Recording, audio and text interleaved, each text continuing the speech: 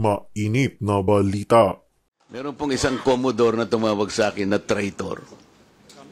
You know, Commodore, the procedures on how we can register the name of a maritime area that we control or that we believe it is ours. You know the procedures on how to register? Okay. Ano na po ba, nairehistro na po ba natin yung West Philippine Sea?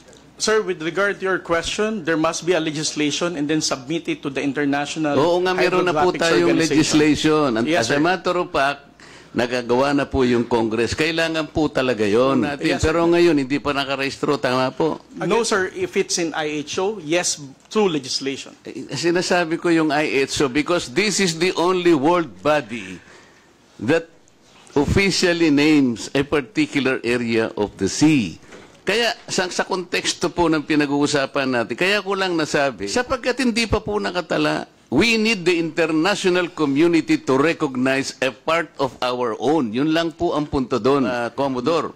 So kung hindi pa po nakatala, tama po ako, hindi ba?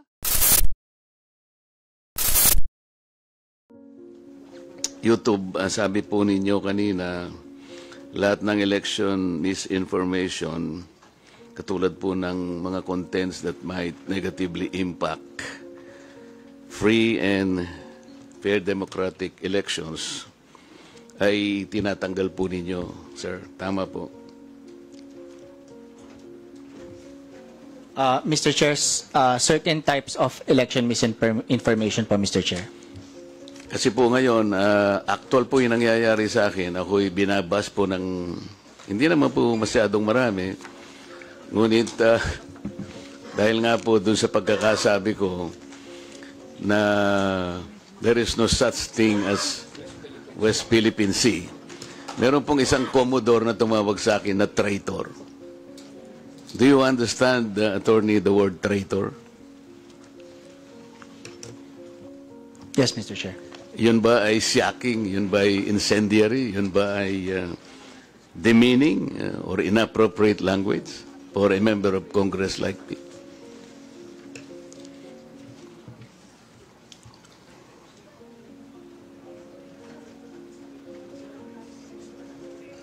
Mr. Chair, I don't know the full context of the statement, so I'm unable to provide a comment on that, Mr. Chair. Okay, let's give the context. Nung po kasing nakaraang hearing, ang nagsuggest po na i-educate po natin ang ating mamamayan sa mga nangyayari sa West Philippine Sea, ito po ay pinasimulan po ng CICC. Siya po yung executive director po ang nagsabi na kung ang pag-uusapan po yung complexities surrounding this troubled sea, ay kailangan po nating ma-educate, ma-impormahan lahat ng ating mamamayan. Yun po ay sinabi niya sa liwanag ng maraming misinformation, marami pong mga deepfakes, mga fake news. Tama naman po siya sapagkat sabi nga niya, only an informed citizen can repel a fake news. Ako po, sinuportahan ko yung pangungusap na yun sapagkat kailangan lang. Sapagkat hindi naman po pwedeng pag-usapan po natin ang West Philippine Sea ng tayo-tayo lang. Sapagkat marami rin pong claimants kasi na pinag-uusapan dyan sa bahagyang yan ng ating mundo. So, gusto kong pasimulan po yung public discourse nung sinabi kong there is no such thing as West Philippine Sea. Ang ibig ko pong sabihin, if we involve the international community, hindi po nila makita sa mapa yung West Philippine Sea. Hanggat hindi po kasi natin na ipatatala ito do sa pandaigdigang patalaan ng mga dagat, magtataka po yung mga bansang nasa Europa halimbawa. I-google nila, baka gamitin pa nila yung mga platapormang ginagamit po, YouTube, Facebook. Hindi po nila makikita sapagkat anyone that Googles that particular area of our world, ang nakasulat lang po doon ay South China Sea. Hindi po naman nangangahulugan na pag sinabi natin South China Sea, pag-aari na ng China yon. In the same manner, Mr. Chair, yung Indian Ocean, hindi po pag-aari ng India yon. yung Gulf of Mexico, Mr. Chair, hindi rin pag-aari ng Mexico. Ang ibig sabihin, gusto po nating iklaro lahat sapagkat ayaw nating payagan na magkakaroon ng misconception, miscommunication. Ang West Philippine Sea, tayo po ang kumilalang. Tayo lamang po. Kung tayo lang naman po rito at wala na po tayong kasamang ibang bansa, okay na po sana yon. Hindi po pwede yung ganun sapagkat lalo na ngayon, pinag-uusapan nga po yung panig ng mundo na yan, ayaw nating masabi man lang ng ibang bansa, ano ba yung pinagkakaguluhan dito? Bakit hindi namin makita yung West Philippines? Kasi hindi nga po nakatala. Ang patalaan po, Mr. Chair, yung tinatawag lang International Hydrographic Organization. Ngayon po yung isang Commodore, tinawag po niya ako na traitor. Nang hindi po niya tiningnan yung konteksto ng pinag-uusapan. Bakit po hindi nyo ipaliwanag sa buong mundo na pinatatala na natin yung West Philippine Sea pero hindi natin maitala-tala? Matagal na pong panahon na pilit nating ipatala, hindi pa po na ipatatala. Kaya sa ngayon, hindi po nire-recognize. Tayo lamang po yun. Mr. Chair, yun pong sinasabi nating West Philippine Sea, ito po yung bahagi ng ating exclusive economic zone. Atin po yun, for the record, kinakailang pong malaman ng lahat. Atin po yun, kahit anong mangyari, we will fight anybody to the last drop of our blood. Atin yun, yun ang ating exclusive economic zone. May pangalan o walang pangalan, atin yun. Pero yung isang Commodore na masyadong emotional, tinawag niya akong traitor, Mr. Chair, nang hindi po niya naiintindihan ang pinanggalingan ng pinag-uusapan dito. Pwede po ba tayong gumawa ng kalye, tayo-tayo lang, nang hindi natin ipatatala sa barangay o kaya sa munisipyo? Pagkat pumunta ron si Honorable Barbers, may sakay-sakay ng isang tricycle. At i-waste niya yun. Sapagkat ang gumawa lang doon ay si Congressman Paduan o sarili niya lang. Hindi niya makikita yun, maliligaw yung tao. Yun ang ibig ko po sabihin. Ilagay po natin sa konteksto ng pangmundong pag-uusap ito. Hindi po tayo nag-iisang bansa lang sa daigdig. Yun po yung ibig ko sabihin. Ngayon, kung mag-google po, o kung magbablog po yung ibang mga tao at ipipilit nila na si Congressman Marcoleta, maka-China pala ito. Mr. Representative po ng YouTube. Kasi pag tinignan niyo po yung YouTube, lilitaw yan. Marcoleta pro-China. Paano po ninyo ipaliliwanag sa tao na hindi po ako pro-China? Ngayon po lumalabas, tinignan niyo po yung YouTube. Lalabas po doon, ewan ko sino po yung gumawa niya, pero maliwanag na talagang election misinformation, Mr. Chair. Lahat kanya ng kandidatong senador ni PRRD ay financially supported by China. Nandyan po ngayon sa YouTube. Lahat po niyan siguro nakikita niyo na. Paano po ito, hindi po niyo ite-take down itong mga contents na ito, sir?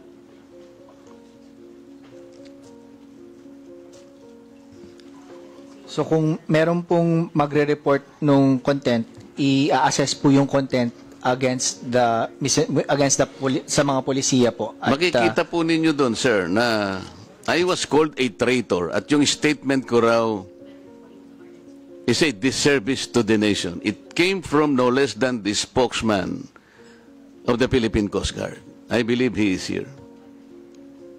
May I request, Mr. Chair, that the Commodore sit in front or near us because there is still a vacant seat here between the Honorable Franz Castro and Yusek Nicolas Felix.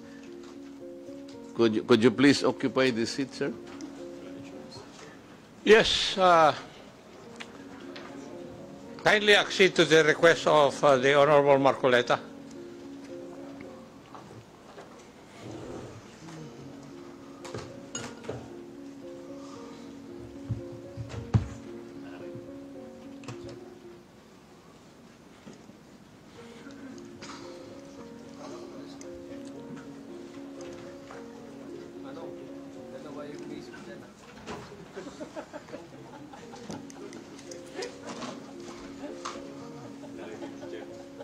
May I continue, Mr. Chair? Please proceed. And thank you for acceding to my request, Mr. Commodore. You just called me a traitor, sir.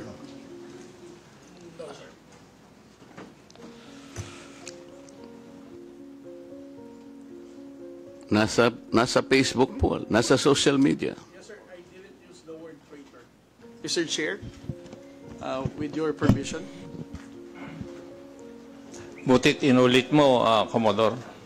Bago ka sumagot doon sa tanong niyang Juan, patapusin mo muna yung legislator and then you wait until you are recognized by the chair, okay? Yes, sir. Thank you. Thanks, sir. Please proceed. You said that you did not say that I am a traitor, but it is in the social media. Did you take an effort to clarify that so that you could not mislead people because they might believe that you have said that? It is only now that you are disowning this statement. Mr. Chair. Mr. Chair. Yes, sir. To the Honorable Marcoleta, sir. Let's put it on record. I did not use the word traitor in describing your statement that the West Philippine Sea ay kathang-isip lamang po. Let me read my post on X. I stand by the statement of President Bongbong Marcos when he said, ang West Philippine Sea ay hindi kathang-isip natin lamang. Ito ay atin, ito ay mananatiling atin hanggang nag-aalab ang diwa ng ating minamahal na bansang Pilipinas. Hearing someone claim that the West Philippine Sea is merely a fabrication of the Philippine government is a disservice and an embarrassment to their entire party, the organization he belonged to, and even their own family. How can the one face the younger generations today and tell them that our exclusive economic zone to the west of our archipelago is non-existent, effectively giving up the fight to assert their rights as Filipinos in the West Philippine Sea? Mr. Chair, sinabi ko ba na katang-isip ang West Philippine Sea? I cannot, Mr. Chair. Hindi, kasi ang salita mo dyan, merong nagsabing katang-isip. Sinabi ko ba na katang-isip ang West Philippine Sea?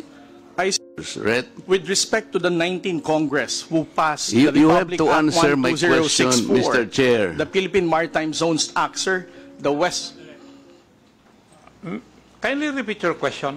You know, Commodore, the procedures on how we can register the name of a maritime area that we control or that we believe it is ours. You know the procedures on how Yes, to sir. register. Okay.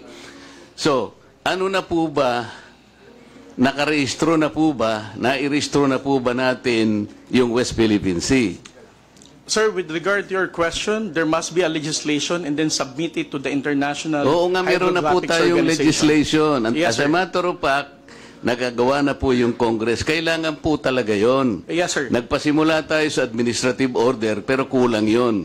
Kaya nga po ang Congress gumawa para tulungan po kayo. Okay, sa ngayon po, sa tagal na po ng proseso, yun po yung dapat ninyong palaging gagawin. Kailangan lahat ng lakas natin gamitin, maparehistro po natin. Pero ngayon, hindi pa nakarehistro. Tama po. Again, sir, answer your question. It Please. steps by Commodore, step. sandali. Yes, sir. Please answer the question Yes, directly. sir. The question calls for a yes or no. No, sir, if it's in IHO, yes, through legislation. Sinasabi ko yung IHO because this is the only world body that officially names a particular area of the sea. Kaya sa konteksto po ng pinag-uusapan natin, kaya ko lang nasabi, sapagkat hindi pa po nakatala, we need the international community to recognize a part of our own. Yun lang po ang punto doon, Mr. Commodore. So kung hindi pa po nakatala, tama po ako, hindi ba? No, sir. You are inconsistent. No, sir. I did not say that you're correct. I will not agree that you are correct. West Philippine Sea is our exclusive economic zone. Eh, Mr. Chair, wala tayong dispute da. Sinasabi ko na nga sa iyo, yung sinasabi nating West Philippine Sea is our own exclusive economic zone. This is ours. You and I should fight for it until the last drop of our blood. Ang sinasabi natin dito, kagaya ng nire-request ng CICC, let us educate our people sapagkat ang alam ng mga tao, lahat tayo, ang alam natin, nakarehistro na. Ang sinasabi ko, hindi pa po nakarehistro. Ikaw ba pwede kang mag-enroll sa isang eskwela nang hindi ka nag-register, nang hindi ka nag-enroll? You answer my question. Of course, sir. There is already a legislation. Kaya hindi pa nakarehistro, Mr. Chair. This is the only point. Let us not create a mountain out of molehill. Bigla mong sasabihin, in response to what I said, kathang isip, o blah, blah, blah, at lumabas sa traitor. Hindi ka man lang gumawa ng effort, for example, na I did not say that. Ngayon mo lang sinasabi. But you know, people are bashing me. I am pro-China. When is the last time or the first time that I am pro-China? Again, Mr. Chair, I never said that you are a traitor. That is clearly posted on my Twitter Pero account. hindi ka po nagbigay ng paliwanag na sinabi mo sana doon sa social media din. Bakit nyo ina-ascribe sa akin na sinabi ko na traitor si Kong Marcoleta? I did not say that. It is only now that you are explaining na wala kang sinabi. But kumalat na sa social media, kaya nga tayo nandito. These are the excesses and the abusiveness of social media, Mr. Chair. Nangyari na. Kahit na ilang libong mag-explain ka dito, yung tao narinig na nila na ikaw ang nagsabi. Because meron ka pang litrato dun eh. Mr. Chair, no. Nobody has ever asked me whether you are a traitor. This was only the first time that I was asked whether you are a traitor or not. You are not even aware na sa social media sumabog yun? Nandun yung litrato mo and the claim that I am a traitor. Ngayon ka lang nagpapaliwanag that I am not a traitor. Pero nangyari na yun. Mr. Chair, I don't think that I'm under in any obligation to respond to all those social media Mr. posts Chair, by bloggers, social media influencers to tell them that they are wrong. Siya muna. Sabi niya wala siyang obligation. Finish your statement. Yes, sir. Mr. Chair, Honorable Marcoleta, sir, I think I'm no under obligation to tell all the social media influencers, to bloggers, defend your name, tell them that you are not a traitor. Again, I did not mention that you are a traitor. Those words did not come from me. Why would I go to the extent of defending you and you are running for Senate? I might as well be interpreted as supporting somebody for public office. Mr. Chair, clarifying something that is wrong is not political. Please. Thank you, sir. Commodore, tinatanong lang ni Honorable Marco Reds that merong lumabas kang statement, siguro binigyan ng interpretation ng ibang bloggers at nasabi na traitor si Honorable Marcoleta. Ang tinatanong niya is, unang-una, alam mo ba ito na ganun ang nangyari? Would you know? No, sir, because when it became a social media popular post, I was not here in the country. I was actually in the official business outside. So when did you come to know about this? I only came to know about it when Congressman Marcoleta called me Gago and Mangmang in one of his interviews. So when was that?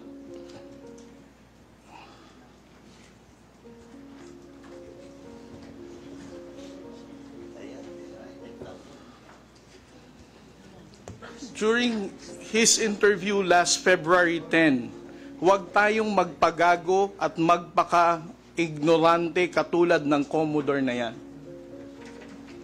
So, at that point in time, ang tinatanong kanina ni Honorable Marcoleta na merong misinterpretation doon sa iyong statement sa social media. Yes, sir. And you did not bother na i-correct man lang yun. Yun ang dinadrive ni Honorable Marcoleta kanina pa. Yes, sir. So please answer that question. You did not do anything. I did not do anything, sir. Okay. Why? Why did you not do anything? It's because, sir, if I'm going to keep on defending to any, because one, No, as no, I no. said- yeah. You are not supposed Yes. to defend me. Yes, sir.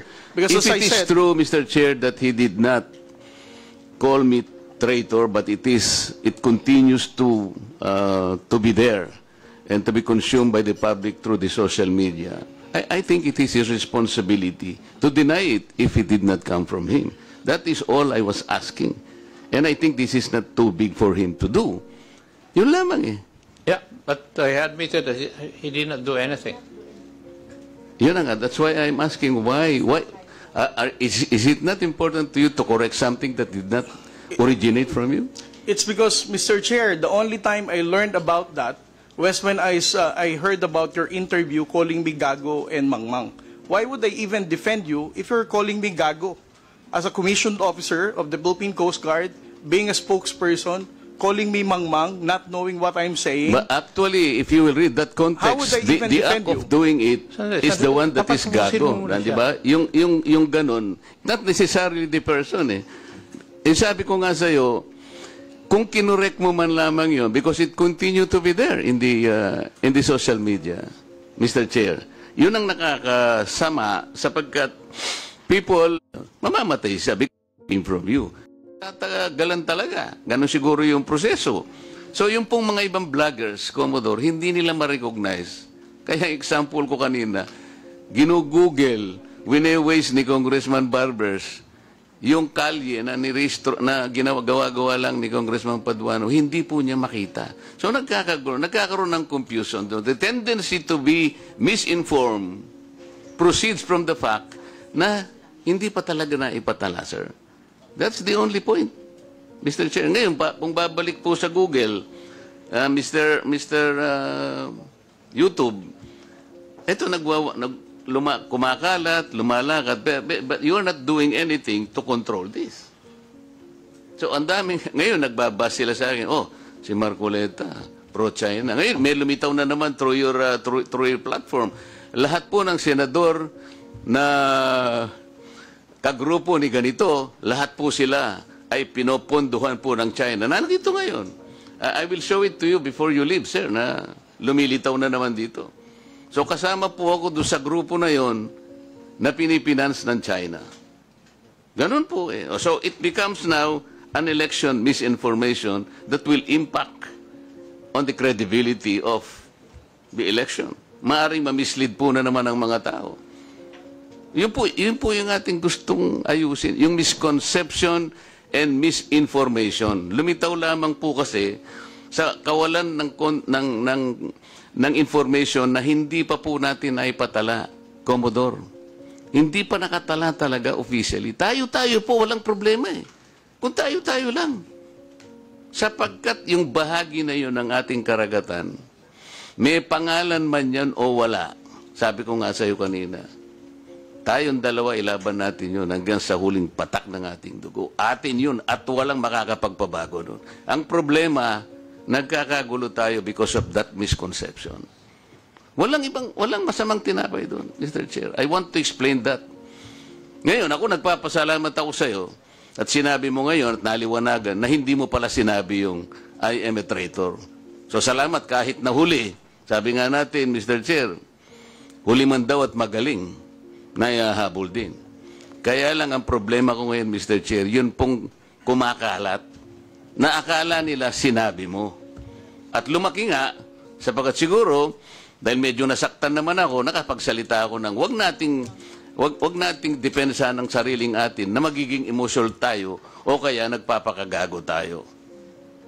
So, kaya lumaki ng lumaki dahil lamang doon. But the context, Mr. Chair, the context is gusto nating huwag gamitin ang misconception or misinformation, lalo na ng mga vloggers, sa lahat po ng bahagi o aspeto ng ating buhay. Ang West Philippine Sea ay atin. Commodore? Yes. Because this is the exclusive economic zone of the country. And there is no changing that fact. Kahit anong magbali-baligtarin natin ang mundo natin, atin ito. Kaya lang ipatala po natin yung pangalan para po hindi gamitin sa misinformation. Mr. Chair, thank you very much. Well, I think we have seen one of the ill effects of misinformation. Colonel, did Commodore. Okay. Commodore, you graduated from the Philippine Military Academy? I'm But- 3 weeks short of my graduation. Would you like to say, or you would like to explain why you did not succeed in graduating from that great military academy? Yes, Mr. Chair. As what the chairman, General Acob, knows, we have the honor code among the Cadet Corps Armed Forces of the Philippines. I was charged of cheating with other 7 of my classmates, and it was a gentleman's agreement. If you violate the honor code, you formally file your resignation, and then you just leave, sign the clearance, and get out of the Philippine Military Academy. And that's 3 weeks before my graduation, sir. I never insisted because I respect the honor code. But did you violate the honor code? Yes, sir, we did. That's why I resigned for the good of the service. Okay, but that's not my question. We need to defend our exclusive economic zone with all our might and with all our life, because it is ours. Hindi lamang yung EEZ, merong continental shelf, territorial sea and all this. These are maritime rights, which even the UN Convention of the Law recognizes. We had an award, yung arbitral award between the Philippines and China, and the subject matter is the South China Sea. You know that, Yes, I'm sure. In that particular award, the tribunal ruled that the Scarborough Shoal is a traditional fishing ground. Yes, sir. I'm sure you studied that. Traditional fishing ground proceeds from the Traditional Fishing Rights, or TFR, which is a private right fully recognized under public international law. Yes, sir. You agree? Traditional fishing ground. And in that award, the tribunal said, well, the Vietnamese, the Chinese, and the Filipinos can freely fish in that area because it is a traditional fishing ground. Mr. Chair, I think the good Commodore and the rest of the agency that is bound to protect our fishermen could have started along that line. Because a traditional fishing right is a private vested right. It does not concern territory. Sa aking palagay, Mr. Chair, mas magandang maging magandang simula yun.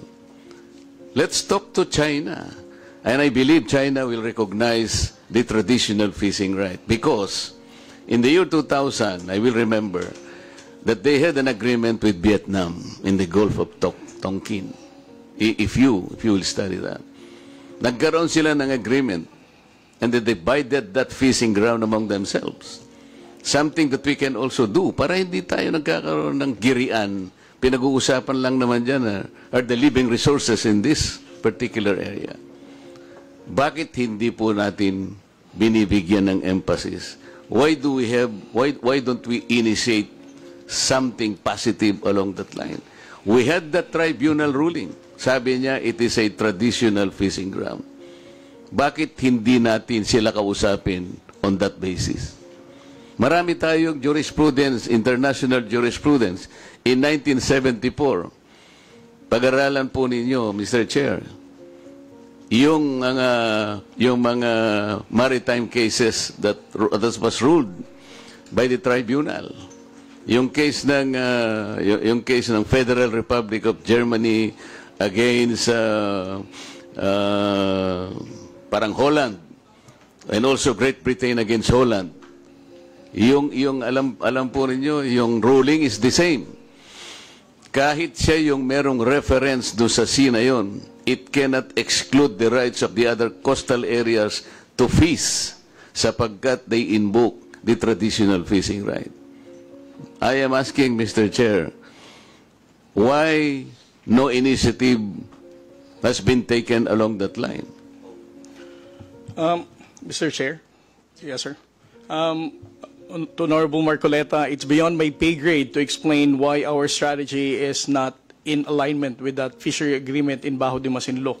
And it's also worth mentioning that the Philippine Maritime Zones Act highlighted that Bajo de Masinloc and its territorial seas, we have sovereignty and sovereign rights over these waters. So on our level, in the Philippine Coast Guard, we cannot go against to the enacted law of the Congress, much more to the national security and foreign policy direction of the President.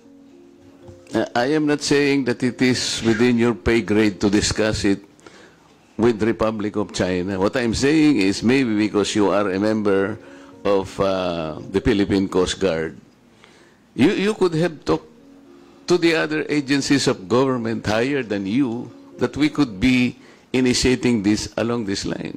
Because we can take advantage of that particular tribunal's decision.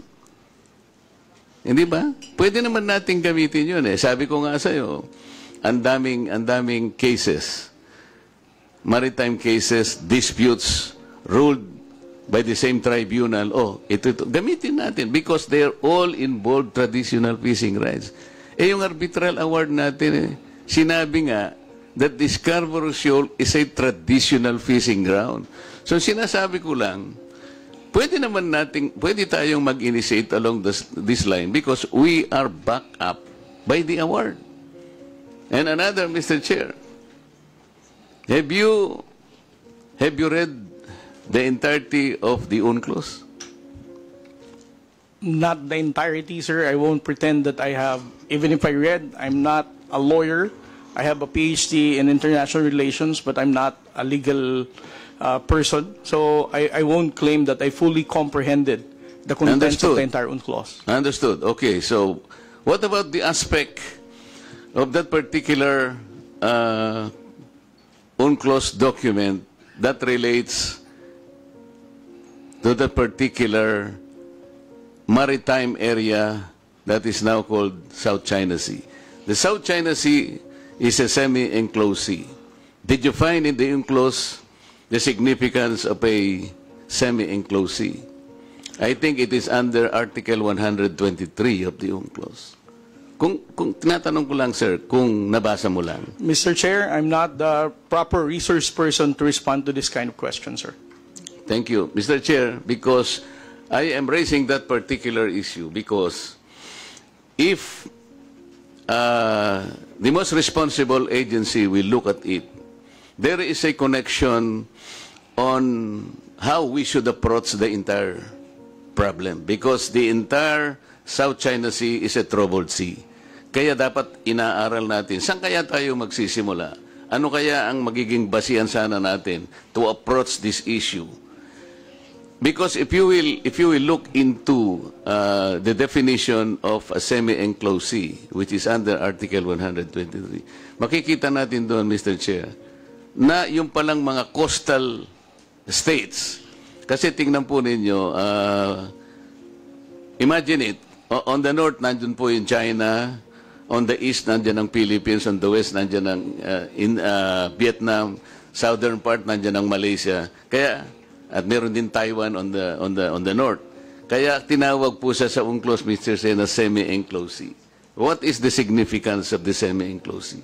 Sinasabi po ron, pagka po yung body of water is a semi-enclosed sea, lahat po ng coastal states has the responsibility to coordinate, to cooperate in the exploration,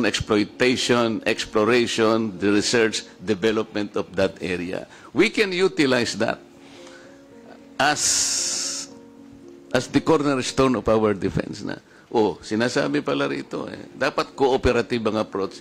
Hindi sa'yo yan.